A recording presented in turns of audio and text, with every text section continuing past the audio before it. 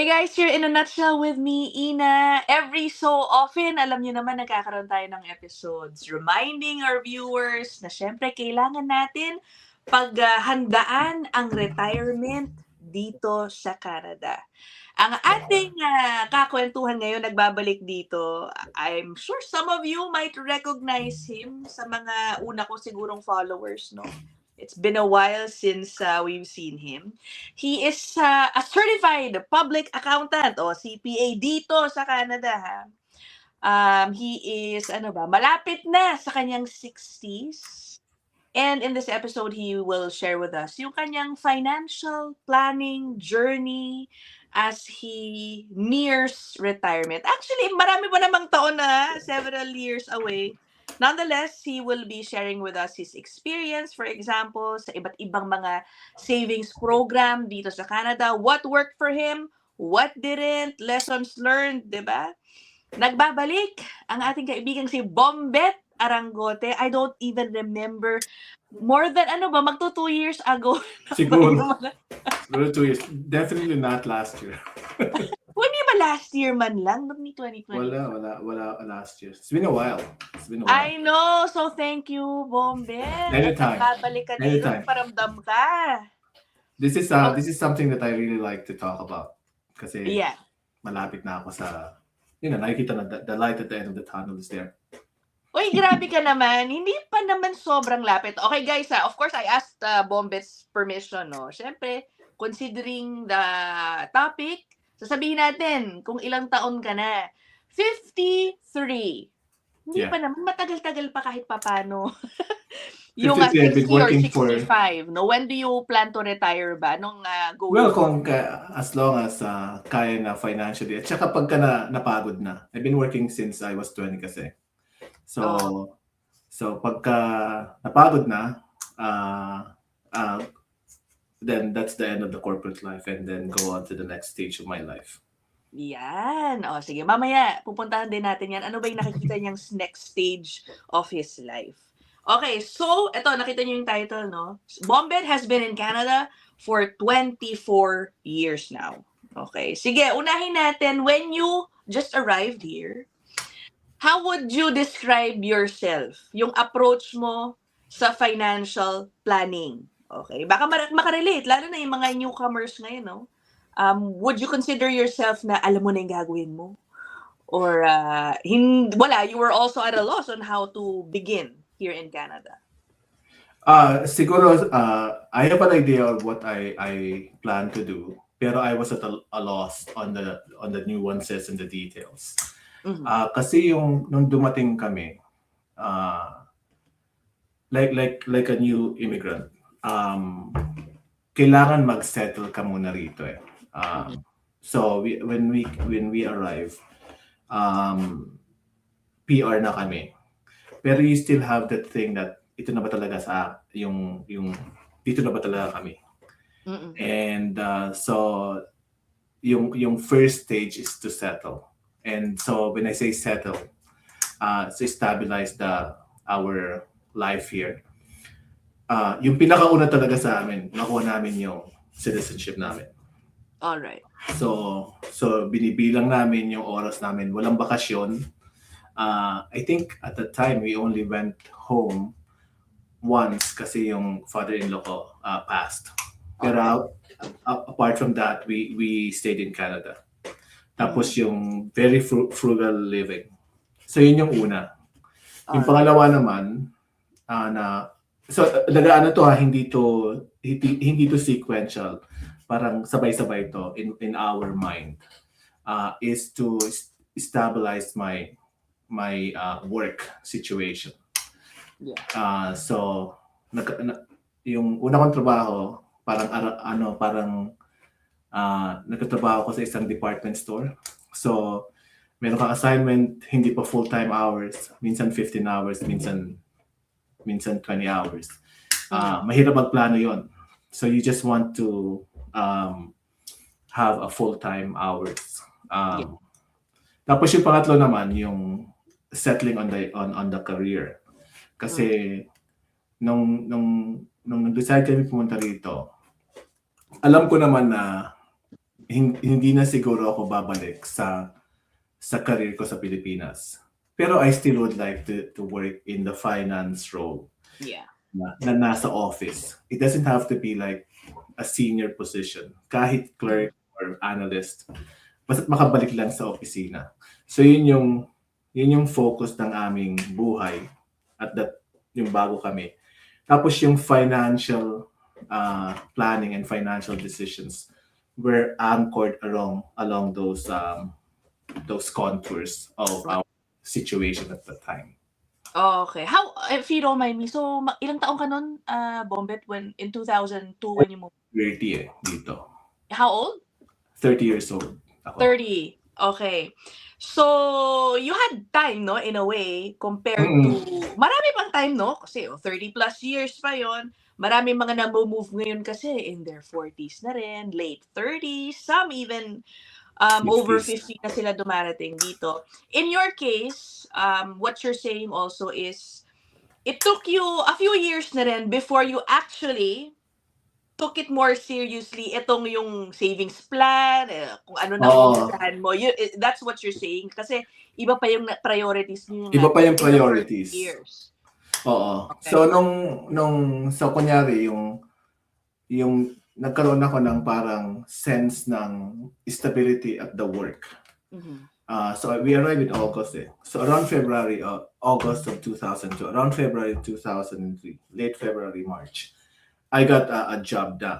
So, yan. Okay. So, ngayon, yung part na yun ng stability, meron ng, hindi mo na alam. Kasi dati, may part ako na arawan yung parang mag-work on the day. At the end of the day, tatanungin mo yung manager mo, do you want me to come back?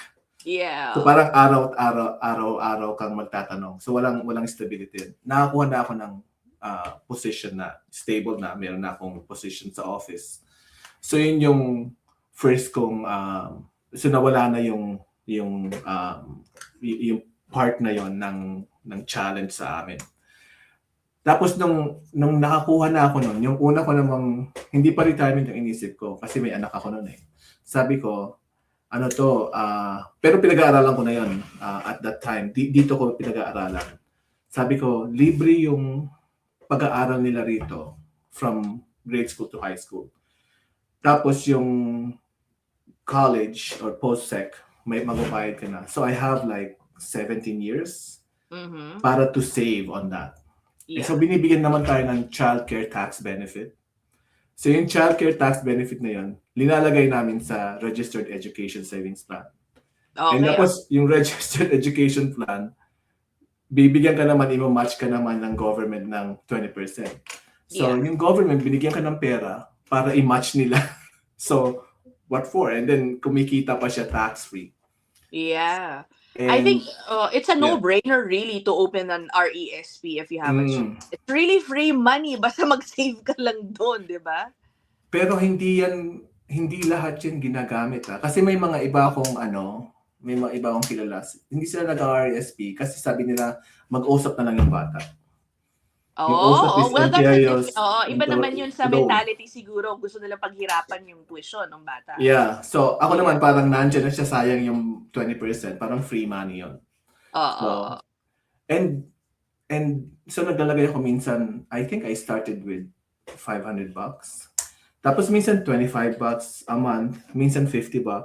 Tapos nung lumipat kami, nasa BC ako sa Vancouver. Nung lumipat kami dito, wala pa akong trabaho. In-stop ko muna. Parang kung kaya mo, maglagay ka. Yeah. Wala namang pressure yun. Basta magkano lang ang ibigay mo. Magkano lang. Pero yung 18 years na yon, alam mo, umabot siya ng more than $40,000. Diba? Napatlipat siya. Not even a stable amount, steady amount every month. Palagay-lagay lang siya. Kasi yung nag-grow siya eh. Yeah.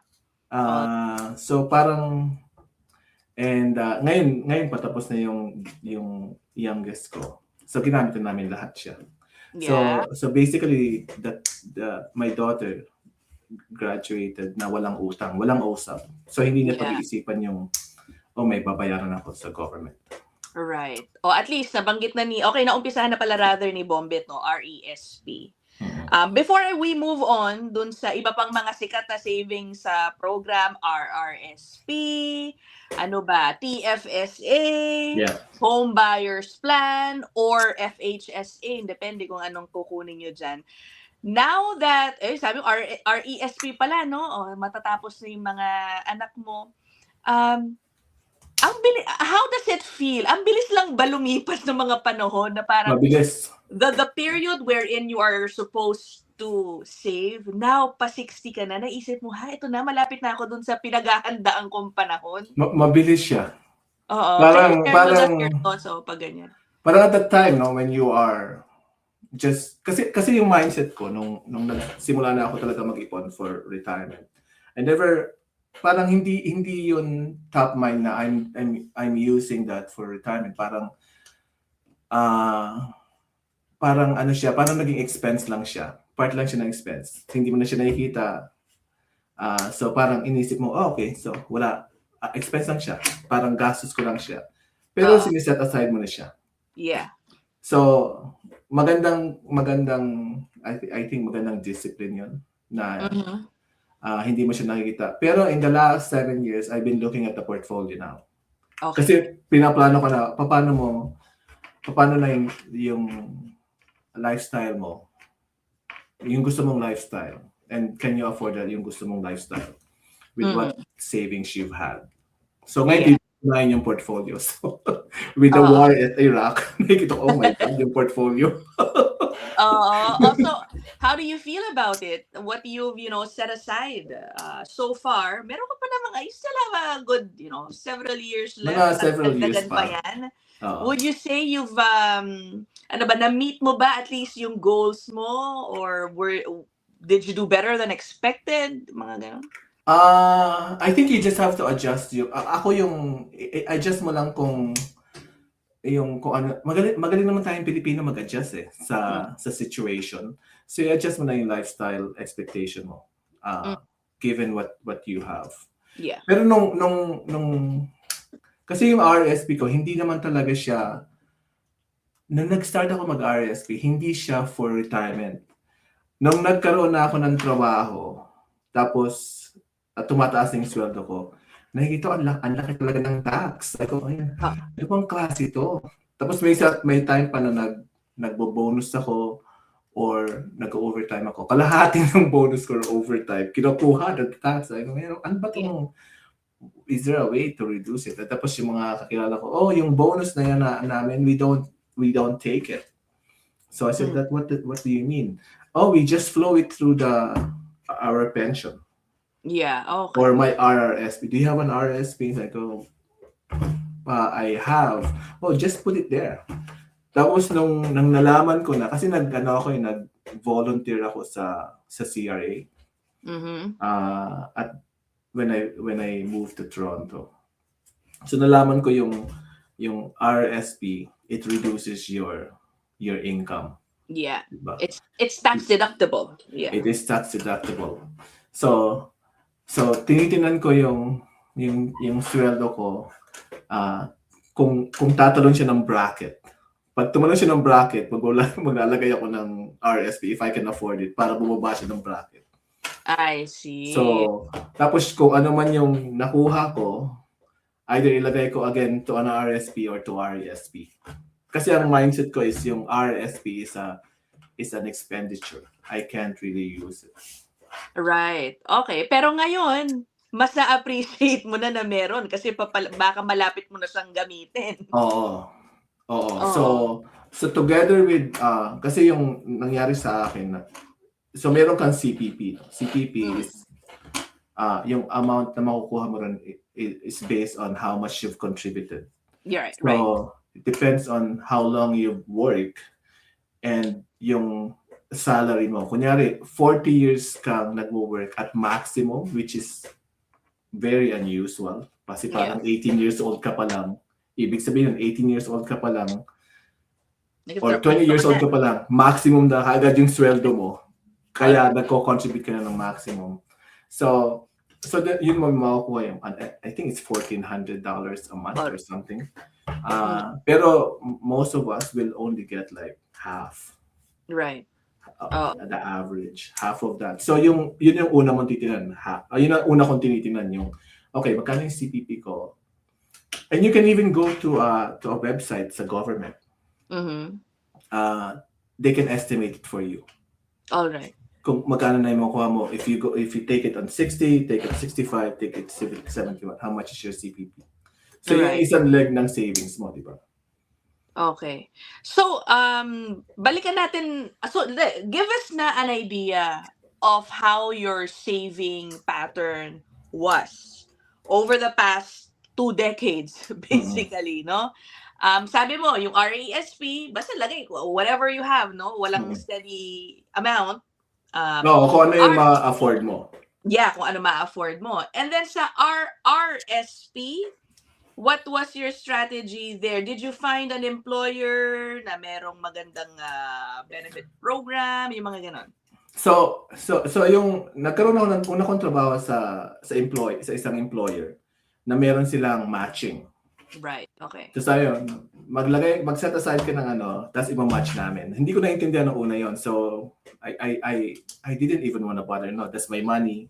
I'm gonna bring it to wherever. Because I'm stupid, right? So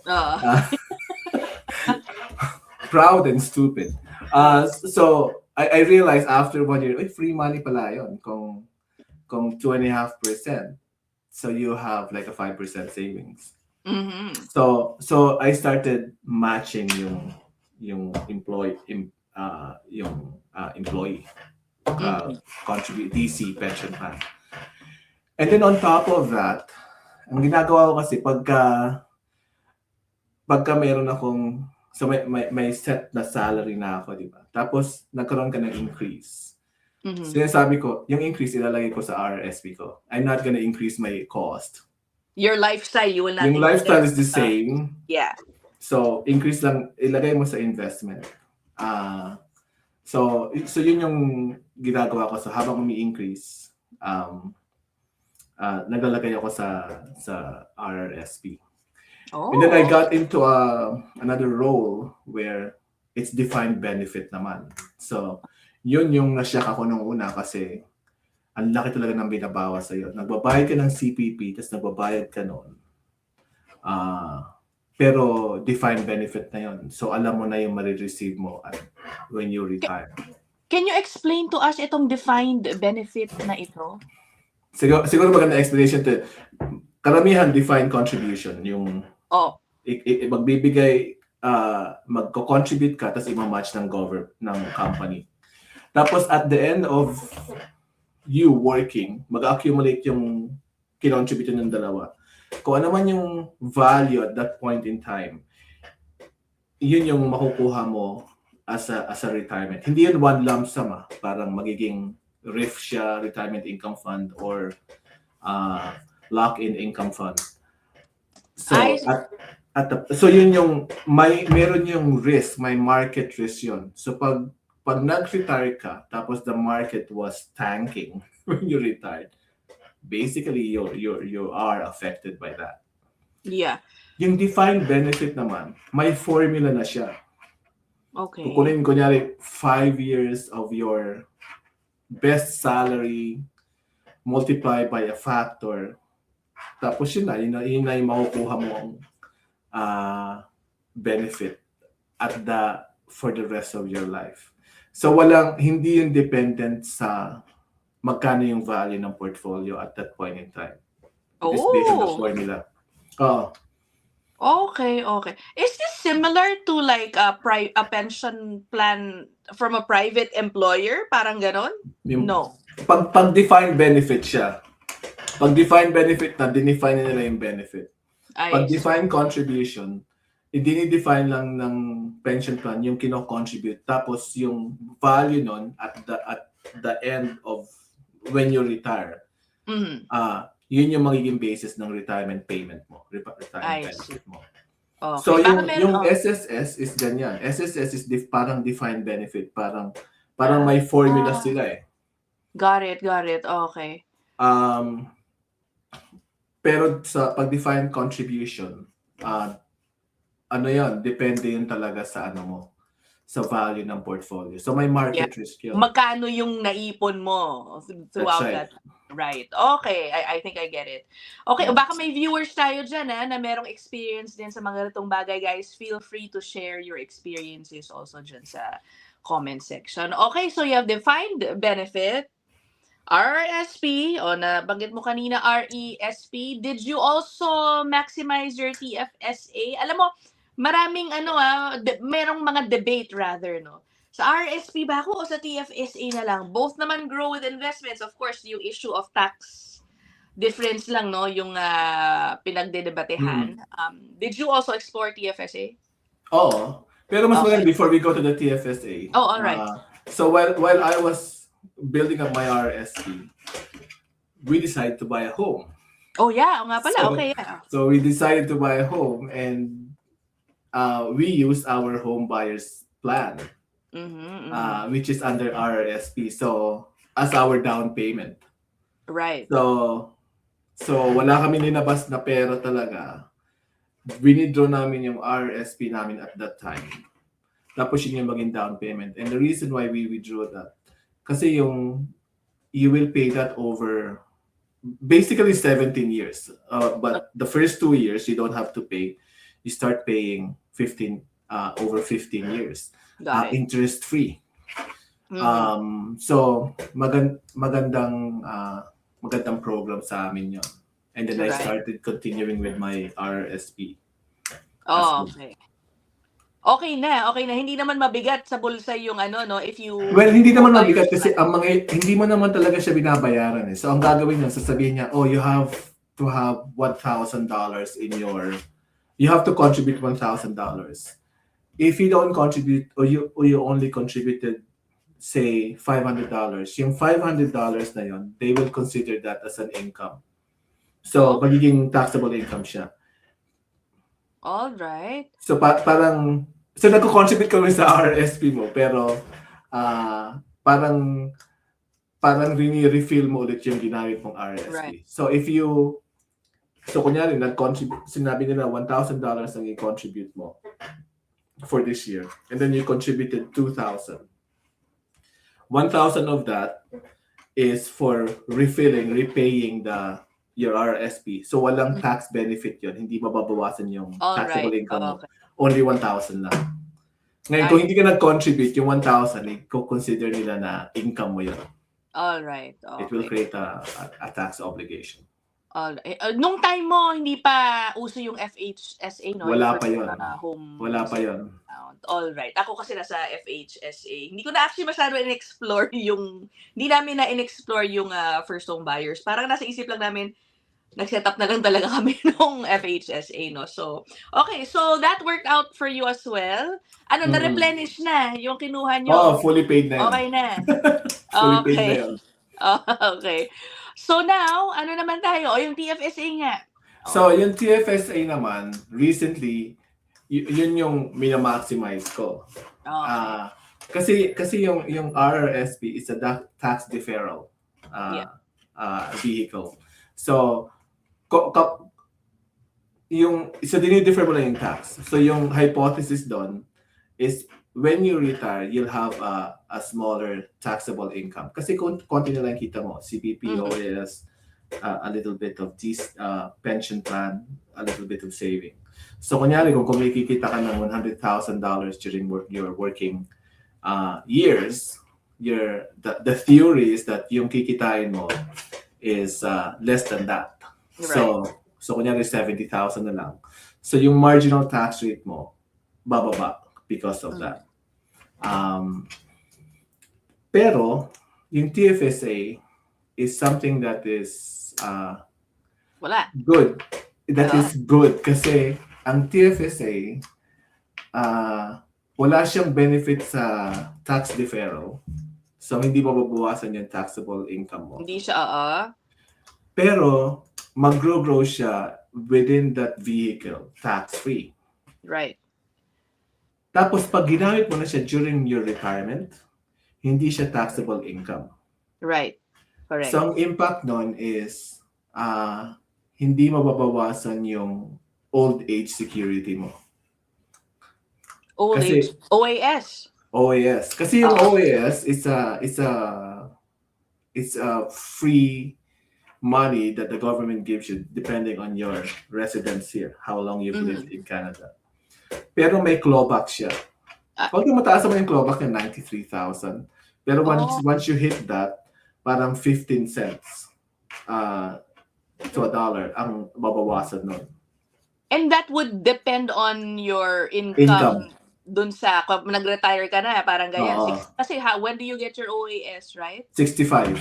Oo, so likely and expect nila yung income mo from your RRSP. Doon nila pa nagbabatayan yon, and you would Ang ba- dodge it yeah. if you have supplementary funds from TFSA. Mm. Is that correct? Yes. Yeah. So, Okay. magandang vehicle yung TFSA kasi hindi siya income eh. So, You're and there right. are many benefits na makukuha mo na will depend on your income, and your TFSA is not an income. So, hindi ka apektado nun. Hindi apektado yung Right. benefits mo. Okay. Did you ever think that maybe, naku, dapat pala inagahan ko tong TFSA and maybe invested more in the TFSA earlier than Oo. just, paper Kung of the meron na yun noon RRSP? pa, siguro at a certain point I would have gotten it. Pero yung simula din kasi parang $7,000 lang or $5,000. Right. Meron din siyang Kasi may maximum siya eh. So, yeah, that's pero yung pag ginagawa mo yung sequencing niyan, yung RRSP muna, tapos pag nakuha mo yung benefit mo ng RRSP, then ilagay mo sa TFSA mo. Okay. Kung may TFSA na yun dati, ilalagay ko sa RRSP, mabawasan yung income tax ko, yung refund ko ilalagay ko sa TFSA ko. Okay. Yun ang gagawin ko. I see. Okay, so it looks like you've actually maximized all. Hindi naman na-maximize. I mean, ibig sabihin, you utilized all those accounts, right? You put in your money in all those saving programs, accounts. Okay naman. How was your experience? Do you think, are there things na pwede mo palang ibang strategy na ginawa?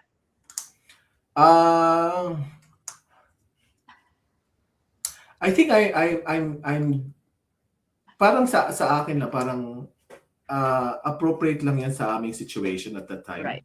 Mm-hmm. So I think it you didn't become like filthy rich. Right. But at least you have like something to look forward to after your work. Your corporate life is over. Pwede ka pa umuwi ng Pilipinas. Siguro every other year. May pamasahe ka. Yeah. Oh, okay. So, teka muna, when do you plan to, retire? Meron ka bang goal? Baka early retirement din. It's probably between 60 to 62. 60 to 62. At you're not worried about it with everything you've saved up. Siyempre, iniisip mo ito na. Ang worry talaga is kung there's Great Recession. Right? So the Great Recession really screwed up a lot of those people retiring at that time. Right. I know of some people that, okay, I was supposed to retire, but I have to continuously work kasi yung portfolio ko was decimated by that. So yun lang yung inaano ko na, okay, siguro pagka 60 years old or 62, when I'm comfortable, I'm gonna, kumbaga sa poker, I'm done. Right. Hindi mo pala nabanggit yung home. Your mortgage. Are you gonna settle that? Make sure you settle it before you. You have to you have to settle it kasi ang laki ng cost nun eh. Yeah. Oo. Yeah, pagka variable cost na lang, yung groceries, yung utilities. Pag mawala yung mortgage, like ang laking mawawala sa shoulder mo. It's really an albatross yun yung ko ngayon, talagang focus ko ngayon is to reduce the mortgage as much as possible. Yeah. And hindi ka mag-retire hanggang mabayaran mo muna yun. Oo. Parang yun yung pinakamalaking what if? Yun yung Oh, malaking no. condition. Okay. Okay. And now, sige Bobby, ito na, dahil nakakalahating oras na tayo. As a CPA, I'm sure you have your opinions, no, about yung mga paggastos ng mga kababayan natin dito sa Canada, your observations. Mm-mm. What do you think is, do you think the Filipinos are quite, in a way, financially literate? Are they good at saving here in Canada? I think we're good at savings. Yung ano lang, ang napapansin ko na talaga, and it's part of our culture, is pag ikaw ay nasa ibang bansa, and I'm not saying all the families are like this. Pag nasa ibang bansa, ikaw lahat ang taya. Parang, at mahirap tanggalin yon sa mga Pilipino na parang dadalhin mo yon yung responsibilities na yon. And ang nakakalungkot minsan doon is may mga Pilipino na tutulungan yung kamag-anak at the expense of their own retirement. Right. And then when they retire, wala sila. At yung mga tinulungan nila, nakalimutan na sila. Totoo. Yun yung we have a very good heart. I think the fact na natulungan mo natulungan mo yung kamag-anak, you are really good at saving. Pero yung discipline na yun yung mahirap tanggalin. So siguro ang isa sa mga advice mo sa mga tao ba is prioritize yourselves too. Yes. No, oo. Pero Yes. hindi nga rin kasi maiwasan. Alam mo naman, I mean, one reason why people move abroad, yung mga kababayan natin, is to provide for their families back home. Pero guys, mahirap Mahirap mag-retire pag wala ka sa sarili mong bansa sa Pilipinas. Wala kang matatakbuhan dito, wala kang mautangan. That's right. Wala kang pwedeng tuluyan kung wala kang bahay, di ba? Literally, you might become homeless if you don't. Sa Pilipinas, oo. Dito meron kang OAS meron kang CPP and OAS. And to a certain extent, maano ka ng GIS, yung Guaranteed Income Supplement. So at the minimum, you'll earn like $21,000 a year. Pero poverty level yan So dito, close to poverty level. Hindi mo makukuha yung GIS sa Pilipinas. Makukuha mo yung OAS, makukuha mo yung CPP. Ang problema pag umuwi ka ng Pilipinas, thinking na yung retirement mo is yung mga kamag-anak mo na tinulungan mo. Paano pag nagkasakit ka ron? So, mahal magkasakit sa Pilipinas Right, oo. Ay, okay. Ano pa, Bombet? Last na lang pala, ito na, very last. What do you say to those, you came in 30 years old to Canada.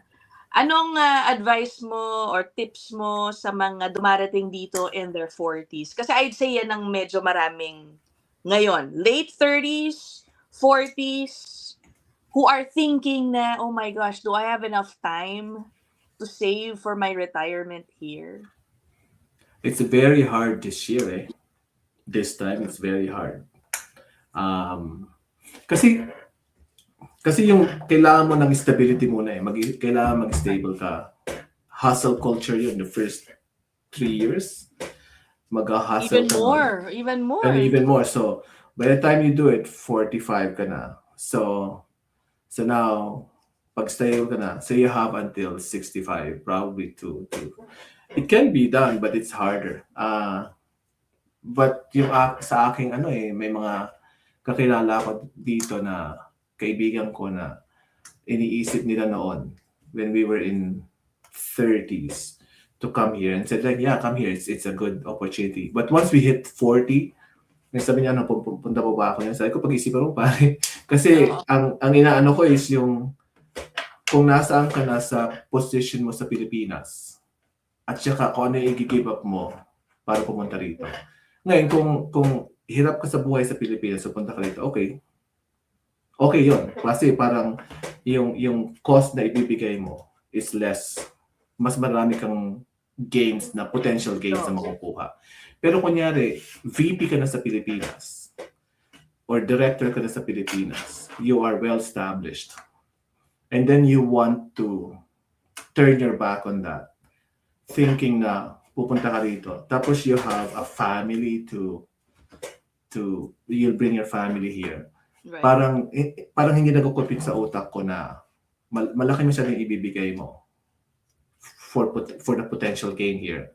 Na by the time you achieve that, siguro pareho lang kayo ng na-achieve mo kung nasa Pilipinas ka. Pero mas maraming effort, mas maraming time, mas maraming heartache in order to achieve the same benefit that you would have gotten had you stayed home. Fair point. Yeah. Okay, guys, narinig niyo yan kay Bombet. By the way, we will have another episode with Bombet soon. Pumayag ka na, ha? Tungkol naman sa, related ito sa filing ng inyong mga taxes dahil tax filing season. I'll try my best. based on experience. Oy, Bombet, thank you for sharing your journey with us. Okay, if you have questions, baka may nakaka-relate kay Bombet o meron din kayong mga sarili ninyong experience na tingin nyo, makakatulong, put them down there in the comment section. Thanks so much, Bombet. We'll end this episode here. I'll see you guys in the next one. Bye! Bye!